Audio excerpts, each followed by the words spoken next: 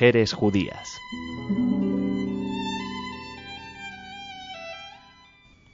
Bienvenidos a nuestro programa Mujeres Judías. Hoy hablaremos de Shulamit Katzenelson. Shulamit nació en Ginebra, Suiza, mientras sus padres eran estudiantes en aquel país en 1919 y llegó a Israel a la edad de 2 años. Su futuro estaba perfijado ya que era una hija de Reuven Katzenelson, pionero en el estudio de los trabajos sociales y de la ciencia política en Israel, y de Batsheva Katzenelson, pedagoga estudiosa de la ciencia de la educación con el famoso pedagogo suizo Juan Piaget, de quien llegó a ser ayudante. Tanto su padre como su madre llegaron a ser personalidades prominentes en la vida pública israelí. Estableció el primer sistema de clínicas independientes en Israel. Fue ayudante de Henrietta Szold en los años iniciales del movimiento Hadassah, mientras su madre, Batsheva Katzenelson, se convirtió en una de las educadoras más importantes de su tiempo, a la vez que ejercía como miembro del Parlamento.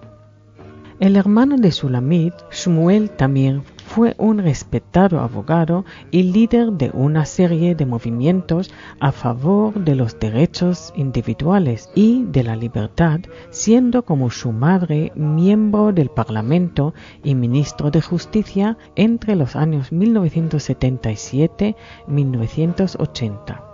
Como miembro de tan importante familia, Shulamit estaba llamada a hacer grandes cosas, y las hizo. Fue la creadora de los Ulpanim, centros de aprendizaje de la lengua hebrea mediante el sistema de la inmersión lingüística. Shulamit Katzenelson fundó el Ulpan Akiva, uno de los 3 primeros que funcionaron en el país, en Nahariya en 1951.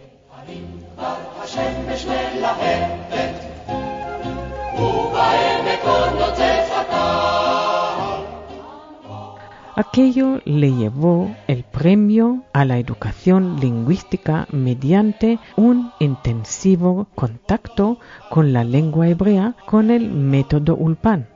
Al mismo tiempo, heredando el talante de su padre, se dedicó a formar el diálogo pacífico entre judíos y árabes.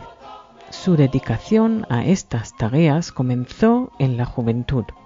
El vecindario en el que creció, el barrio de Talbie en Jerusalén, era de hecho un mosaico lleno de colorido en el que las 3 religiones convivían en armonía. Su niñera durante la infancia había sido una monja rusa.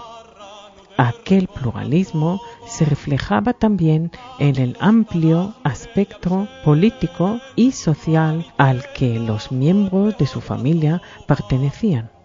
Uno de sus tíos, Zalman Shazar, miembro del Mapai, fue el 3er presidente del país. Otro tío suyo fue Abraham Nisan, primer embajador de Israel en Suiza y uno de los primeros dirigentes del Partido Laborista Israelí. Otro tío suyo, Yosef Katzenelson, se mantuvo muy activo en la clandestinidad y se ocupó del rescate de niños judíos atrapados en la Europa nazi. Pero aunque los distintos miembros de su familia mantuvieron a menudo posiciones políticas contrarias, todos eran fervientes sionistas que trabajaron para la creación del Estado de Israel. De esta diversidad aprendió Shulamit una lección importante, que todas las opiniones merecen estudio en Jerusalén, en la Gimnasia Rehavia y en el David Yalin Teachers College y la Hebrew University School of Social Work. Continuó sus estudios en los Estados Unidos en la Universidad de Michigan y otros centros universitarios.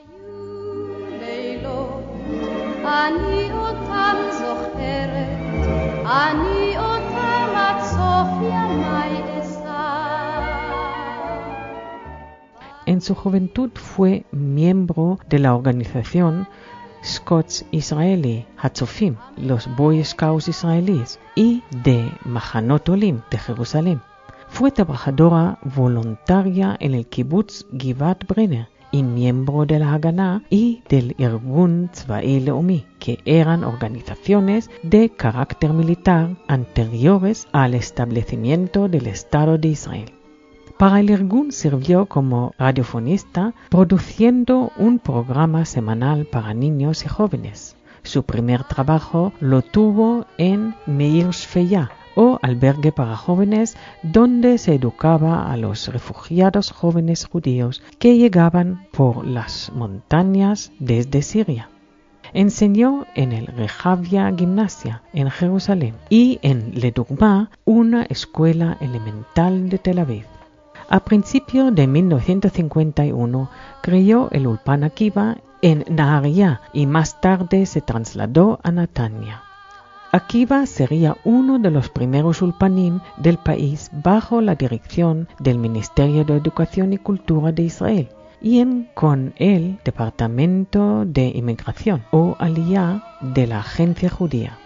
Dirigió el Ulpan Akiva desde 1951 a 1996. Desde el principio, Katzenelson abrió el Ulpan Akiva no solo a los emigrantes, sino también a los veteranos judíos, a los árabes y a los drusos y beduinos.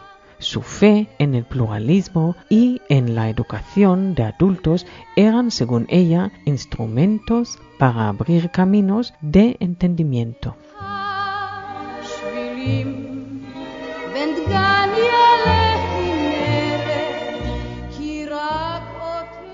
Desde 1967, el Ulpan, dirigido por ella, se puso a la cabeza del estudio de las lenguas hebrea y árabe.